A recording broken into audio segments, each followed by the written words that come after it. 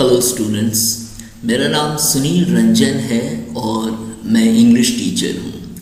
अभी मैं आपके लिए द क्रोकोडाइल्स एडवाइस मतलब घड़ियाल का सुझाव, तो यह स्टोरी का क्वेश्चंस के साथ आंसर्स लेकर आया हूँ।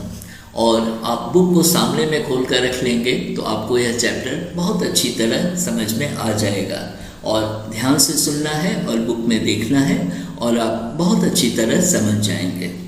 तो हम चलते हैं क्वेश्चन और आंसर सेक्शन में। तो बी में है, चैप्टर के बाद क्वेश्चंस दिए हुए हैं। तो बी में है let's think and tell.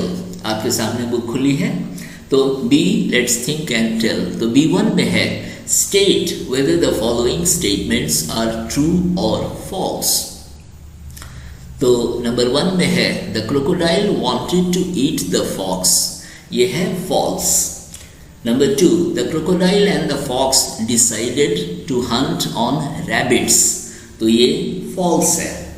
Number 3, the crocodile gave a foolish advice, ये फॉल्स है।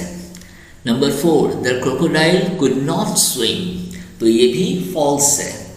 Number 5, there is no point in advising fools, तो ये ट्रू है। अब B2 में चलते हैं। तो इसमें लिखा हुआ है, जैसा कि आप सामने देख रहे हैं, आंसर द फॉलोइंग क्वेश्चंस। और इसमें है नंबर 1 में what did the crocodile say when he learned that the fox was hungry. तो इसका आंसर होगा when the crocodile learned that the fox was hungry, the crocodile said to him to come with him to the other side of the river and pounce on rabbits and satisfy his hunger. मैं एक बार फिर से पढ़ देता हूँ। When the crocodile learned that the fox was hungry, the crocodile said to him to come with him to the other side of the river and pounce. Pounce का मतलब छड़कना होता है। तो pounce on rabbits and satisfy his hunger मतलब खरगोशों को देखकर, खरगोशों पर झपटकर वह अपनी भूख मिटा ले। अब नंबर 2 में आते हैं। You know how to hunt on food on land, you know how to hunt food on land not water, who said this and why. तो इसका आंसर होगा the crocodile said this to the fox because the fox knew how to hunt on land but not in water. अब C में आते हैं और C में है थिंक एंड राइट। और इसमें देखते हैं C1। तो C1 में है tick the correct answer from each of the following questions. तो नंबर 1 में है हु वाज वाइजर, तो इसके आगे हम लिखेंगे A ऑप्शन क्रोकोडाइल। दूसरा है हु वाज हंग्री, तो इसके आगे हम ऑप्शन लिखेंगे B का फॉक्स। तीसरा है what did the fox decide to hunt on, तो इसका ऑप्शन होगा C जिसमें लिखा हुआ है फिशेस।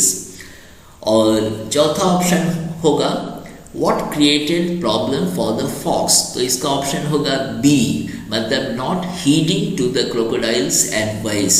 और जो आपकी टेक्स्ट बुक है उसमें शायद HEADING लिखा हुआ है जो गलती से छप गया है, वो HEEDING होता है मतलब परवाह करना। तो not heeding to the crocodile's advice, ये ऑप्शन B होगा। अब हम C2 में आते हैं और C2 में है fill in the blanks with suitable words given in the box. अब इसमें है number 1 crocodiles live in rivers, तो हमें लिखना है नंबर 1 में क्रोकोडाइल्स लिव इन रिवर्स। तो ब्लैंक में हम रिवर फिल करेंगे। तो दूसरा है हमारा The fox did not know how to swim, तो swim है। उसके बाद होगा the fox is a clever animal। Number 4 होगा the crocodile invited the fox to come to the other side। Number 5 में होगा the fox was very hungry। उसके बाद है नंबर 6 में there were lots of fishes in the river। Number 7 में the fox knows how to hunt on land। और number 8 में होगा the crocodile rescued the fox। अब हम देखते हैं C3 में और C3 में arrange the following sentences in a proper order to make a story. तो शायद आपको क्लास में भी नहीं कहा जाता है और केवल क्वेश्चन आंसर्स, केवल जो मेन क्वेश्चन आंसर वही करवाया जाता है, लेकिन खैर मैंने आपके लिए इनको एक स्टोरी के रूप में अरेंज कर दिया है। तो इसको हम ऐसे देखते हैं, once there were two friends, इसको अरेंज कर दिया सेंटेंसेस को, तो एक स्टोरी बन गई है। तो आप ध्यान से सुनेंगे तो आपको बड़ा मज़ा भी आएगा, अच्छा लगेगा। Once there were two friends, a fox and a crocodile. The fox was very hungry. He was tempted to see the fishes. The crocodile warned the fox not to hunt in water. The fox did not listen to the crocodile's advice. The fox fell prey to greed. He jumped into the water to catch a fish. He began to sink. The crocodile wanted to help him. He took the fox to the other side of the river. The crocodile rescued him. Greed is an evil.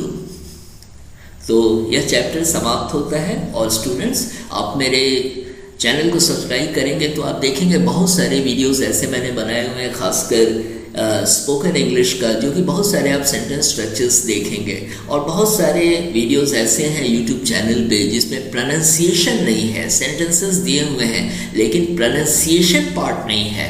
तो मेरे videos में आप pronunciation भी आप सीखेंगे, और एक बार आप अच्छी तरह बोलना सीख जाएंगे तो क्लास में भी आपका एक अच्छा इंप्रेशन बनेगा, टीचर्स आपके बारे में अच्छा सोचेंगे, आपके दोस्त भी आपसे प्रभावित होंगे, घर पर आपके माँ बाप भी अच्छा फील करेंगे, और इस तरह आप आगे बढ़ते जाएंगे। तो अगले वीडियो में हम फिर मिलते हैं। Thank you.